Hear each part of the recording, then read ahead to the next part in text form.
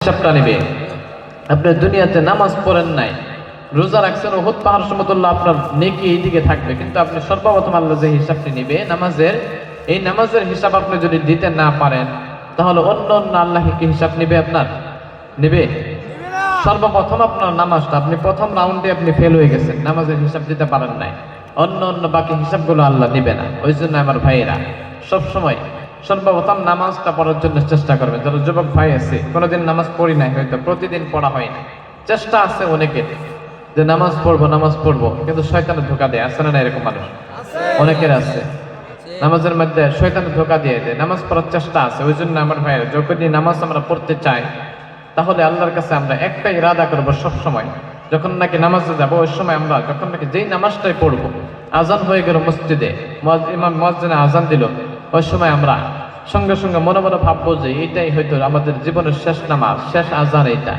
এরপরে আমরা কি নামাজ পাই কিনা, আজান শুনতে পারি কিনা, কোনো গ্যারান্টি নেই। এই জন্য ভাই, এই ভয়টা যদি অন্তরের মধ্যে আনি, বিশ্বাসটা যদি অন্তরের মধ্যে আনি, তাহলে আল্লাহ রাব্বুল আলামিন আমাদেরকে ওই নামাজের মধ্যে মনোযোগ আল্লাহ বাড়ায় দিবে। সুবহানাল্লাহ পড়েন। এই জন্য আমার ভাইরা, সর্বপ্রথম কালকের থেকে কে কে চেষ্টা করবেন, যারা যুবক ভাই আছে নামাজের জন্য, মসজিদে যাওয়ার জন্য চেষ্টা কে কে করবেন? দেখি দুই হাত উঠায় দেখান তো, দুই হাত উঠায় দেখান। মাশাআল্লাহ, নারে তাকবীর, লিল্লাহি তাকবীর।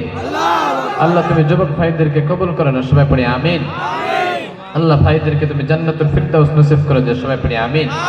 সবাই ইনশাআল্লাহ নামাজের জন্য চেষ্টা করবো। আর আগামী রমজান মাসে রোজা রাখার জন্য কারা কারা চেষ্টা করবো? পুরা 30টা রোজা রাখবো। হাত ধরে দেখান তো ইনশাআল্লাহ। হাত কারা দেখাইতেছেন? এটা আল্লাহ দেখাইতেছেন। করবেন তো রোজা? 30টা রোজা রাখবেন তো ইনশাআল্লাহ?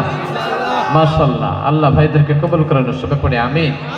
এই রোজা রাখলে আল্লাহ সবচেয়ে জান্নাতের বড় দরজা দিয়ে আল্লাহ প্রবেশ করাই দিবেন। সুবহানাল্লাহ পড়ে। এই জন্য আমার ভাইয়েরা, রোজা রাখলেন, নামাজ পড়বেন, যদি সর্বপ্রথম আপনি নামাজের কাজটা করেন, আর মই মুরব্বীদেরকে রাস্তাঘাটে দেখলে সালাম দেবার চেষ্টা করবেন তো ইনশাআল্লাহ? সালাম দিবে। সালাম দেওয়াটা একজন মুসলিম আরেকজন মুসলমানের জন্য সালাম দেওয়াটা, কথা বলে না, সুন্নাহ। সালাম দিবেন, বেশি বেশি করে সালাম দিবেন তো ইনশাআল্লাহ? আপনি ছোট মানুষ, আপনি বড় মানুষ, আপনি মুরব্বী মানুষ, হয়তো হুজুর মানুষ, রাস্তা দিয়ে গেতেছেন, আপনি জানতেছেন একজন মুসলমান মানুষ, ছোট মানুষ, বালিক, কিন্তু আপনি ভাবতেছেন যে আমি হুজুর, আমি কেন সালাম দেব? ওই মানুষটাই তো আমার দেব, ছোট বাচ্চা আমরা সালাম দেব, ভাবি না এটা? সালামের মধ্যে কোনো ছোট বড় না, যেই দেখবেন আগে সেই সর্বপ্রথম সালাম দেওয়ার চেষ্টা করবেন তো ইনশাআল্লাহ?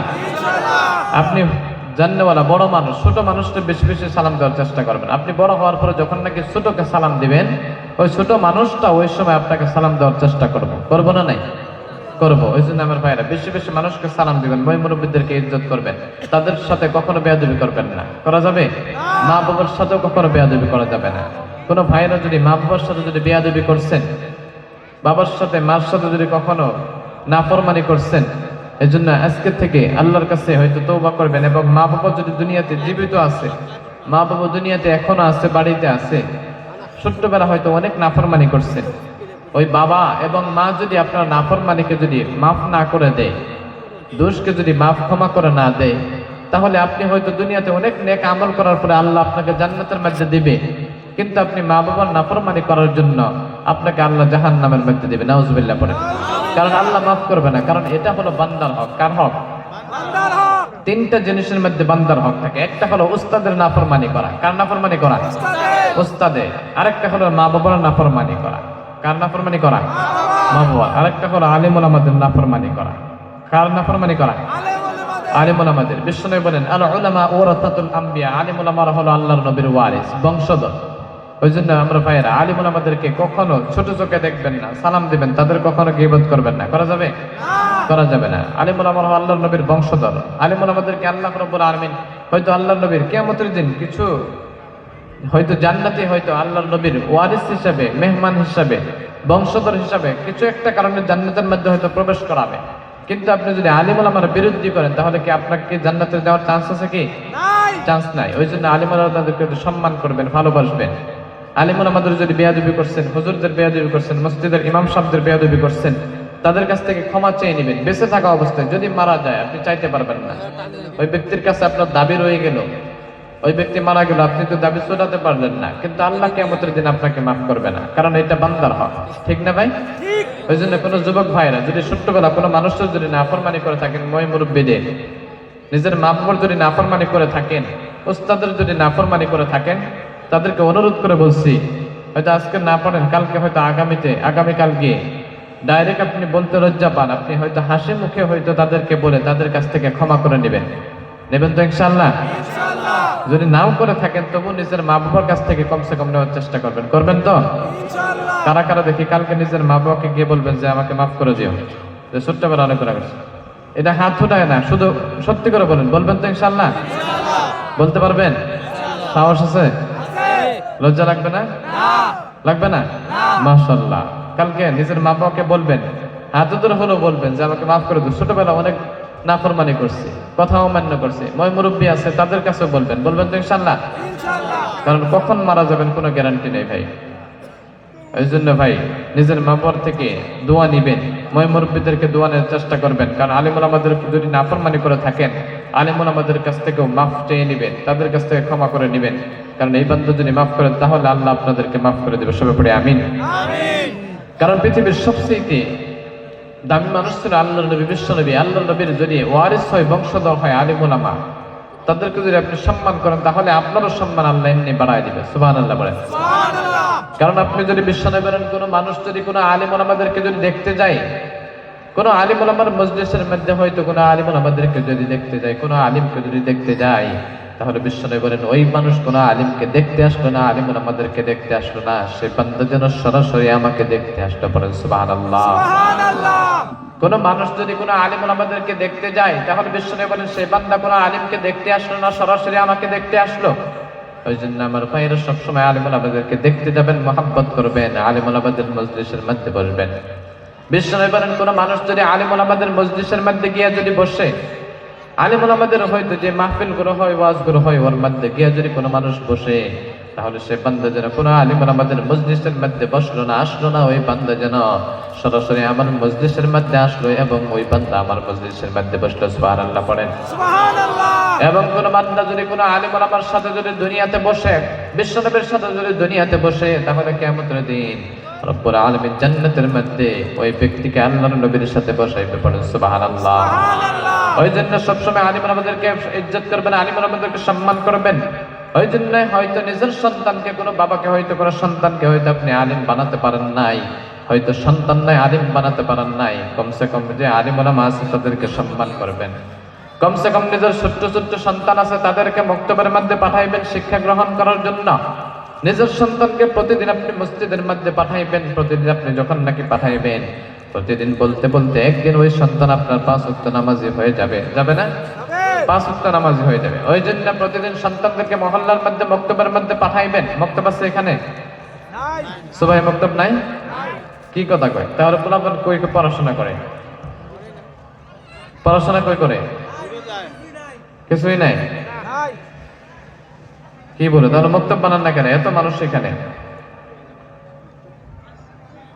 তাহলে ছোট পোলাপান গুলো কোথায় পড়াশোনা করে? শুধু স্কুলে যায় না, মক্তবে যায় না, সবাই পড়ে না, ইংলিশ মিডিয়াম না, ওইখানে আলিম কথা পড়ায়। ওই জন্য তো পোলাপান এখনো পর্যন্ত প্রোগ্রামের মধ্যে আসছে না, দিনই জলসা নিচে বসছে না, কারণ ওদের অন্তরের মধ্যে তো এগুলো আল্লাহর কোনো ভয় নাই। আচরিত কথা। আপনারা বানান না কেন? মাদ্রাসা আছে অনেক দূরে, এখানে একটা তারা বানায় দেন, এটা ব্যবস্থা করেন, এখানে বানাবেন ইনশাআল্লাহ। মাশাআল্লাহ বানান। আপনারা হয়তো পড়েন নাই, বয়স হয়ে গেছে, কমসে কম সন্তানদেরকে ব্যবস্থা করে দেন। কারণ অনেক বাবার আশা আছে যে আমার সন্তান যদি আমার জানাজার নামাজটা পড়ায়, আশা আছে না নাই? আছে, কিন্তু তাহলে মক্তবি নাই, এই লাইনে পড়ান নাই, তাহলে কি করে আশা করবেন? এইগুলো করার চাইতে আগামী থেকে কমসে কম আগামীকালকে থেকে শুরু করে দেন, মক্তব কেমন করে বানাইতে পারেন, এই দিনের শিক্ষাটা দিতে পারেন। আমার ভাইয়ের দিবেন ইনশাআল্লাহ। আপনাকে তো পাকা ঘর বানাতে লাগবে না, আপনি একটা বাঁশের ঘর বানায় আপনি একটা মক্তব শুরু করে দেন না। আমি ভাবছি আছে এখানে মক্তব নাই, কি ব্যাপারটা? মক্তব বানানোর চেষ্টা করবেন, কারণ সবাই সাহায্য করবেন। মক্তব যদি একটা হয়, মহল্লার মধ্যে মসজিদ থাকা লাগে, একটা করে মক্তব থাকা লাগে। আপনাদের মক্তব নাই, তাহলে কি শিক্ষা দিবেন সন্তানদেরকে? সন্তান বড় হওয়ার পরে কি মা বাবার কথা শুনবে? কোনো অন্তরের মধ্যে কোনো ভয় থাকবে না, দিনই কোনো শিক্ষা থাকবে না। ওই জন্য তো মানুষ নামাজ পড়তে চায় না। তাহলে কি দিয়ে নামাজ পড়ে ফলাফলরা? নামাজ কি দিয়ে পড়ে তাহলে? সরু সরাই দিয়ে নামাজ পড়ে, দেখছেন? এইগুলো দিয়ে পড়া লাগবে, যদি মক্তব না বানান এইগুলো দিয়ে পড়া লাগবে।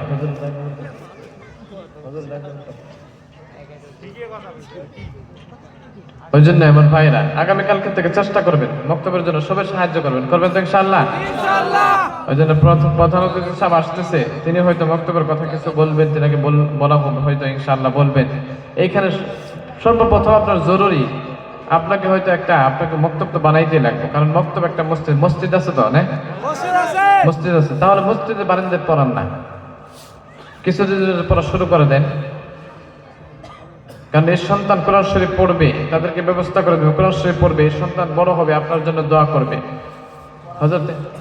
হুজুর নাই না, কি কথা কয় আবার? হুজুরও বলা নাই, আলেম নাই, হাফিজও নাই, এত পিস করে রয়েছেন আপনারা। আলিম নাই, যদিও আলিম দু একটা আসে, তাও তো আসেন না আলিম আমার কাছে, শেখার জন্য আসেন না, পয়সা দেন না, থাকবো কি মানে? পয়সা দেন না আলিম আমাদেরকে, ওই জন্য ভাই আলিম তো আনা যায় অন্য জায়গা থেকে, পয়সা দেন না, এটাই মেন কথা, পয়সা দেন না। ওই জন্য সন্তানদেরকে বিশ্বনবী বললেন, হযরত ঈসা আলাইহিস সালাম তিনার জামানায় যে রাস্তা দিয়ে হাঁটাহাঁটা করতো, প্রতিদিন যে রাস্তা দিয়ে চলাফেরা করতো, যাওয়ার সময় একটা কবরস্থান পাইতো প্রতিদিন, ওই কবরস্থান থেকে প্রতিদিন কান্নার আওয়াজ আসতো, প্রতিদিন কান্না করতো, ওই কবরস্থানের পাশ দিয়ে যাইতো, কান্নার আওয়াজ আসতো। হঠাৎ করে হযরত ঈসা আলাইহিস সালাম ওই যে রাস্তা দিয়ে চলাফেরা করতো, ওই রাস্তা দিয়ে কিছুদিন পরে হয়তো যাওয়া বন্ধ করে দিয়েছিল, আবার কিছুদিন পরে ওই রাস্তা দিয়ে আবার আসছে, ওই কবরস্থানের পাশ দিয়ে। যখন নাকি কবরস্থানের পাশ দিয়ে আসছে, ওই কবর থেকে কান্নার আওয়াজ আসছে। আগে তো কান্নার আওয়াজ আসতো, এখন ওই কবরস্থানের মধ্যে সুগন্ধি আসে, জান্নাতে খুশবু আসে ওই কবর থেকে। হযরত ঈসা আলাইহিস সালাম তিনি অবাক হয়ে গেলেন, কি আশ্চর্য ব্যাপার! কিছুদিন আগে এই কবরস্থানের পাশ দিয়ে গেলাম, এই কবরস্থানের মধ্যে ওইখানে শাস্তি হইল, কান্নার আওয়াজ আসলো, হঠাৎ করে এই কবরস্থান থেকে কেন জান্নাতে খুশবু আসে, জান্নাতি মেহমানদের সুগন্ধি পাওয়া যায়, কারণ কি, বিষয়টাকে? হযরত ঈসা আলাইহিস সালাম আল্লাহকে বললেন, আল্লাহ, কিছুদিন আগে এই কবরস্থানের পাশ দিয়ে গেলাম, এই কবরস্থানের মধ্যে কান্নার আওয়াজ আসলো, এই কবরস্থানের মধ্যে ফেরেশতারা তাদেরকে শাস্তি দিল, কিন্তু হঠাৎ করে আজকে কবরস্থানের পাশ দিয়ে আসতেছে, আজকে কবর থেকে জান্নাতে খুশবু আসে, জান্নাতে ফেরেশতাদের এখানে অনুভব করা যায়, কারণ কি, বিষয়টা কি, কিসের জন্য? আল্লাহ হযরত ঈসা আলাইহিস সালামকে বললেন, ও ঈসা, আমি যেটা জানি সেটা তো তুমি জানো না। এই বান্দা হয়তো দুনিয়াতে নাফরমান ছিল, নামাজ পড়ে নাই, রোজা রাখে নাই, কিছুই নেক আমল করে নাই, কিন্তু যখন নাকি দুনিয়াতে মারা গেছে, দুনিয়া থেকে চির বিদায় নিয়ে আমার কাছে ধরা পড়েছে, কবরের মধ্যে চলে আসছে, এই বান্দা দুনিয়াতে হয়তো কিছুই ছিল না, কোনো নেক আমল ছিল না, কিন্তু তার ছোট্ট সন্তান, একটা 6 বছরের শিশু সন্তানকে বাড়িতে রেখে আসছিল, তার দুনিয়াতে ছেড়ে আসছিল।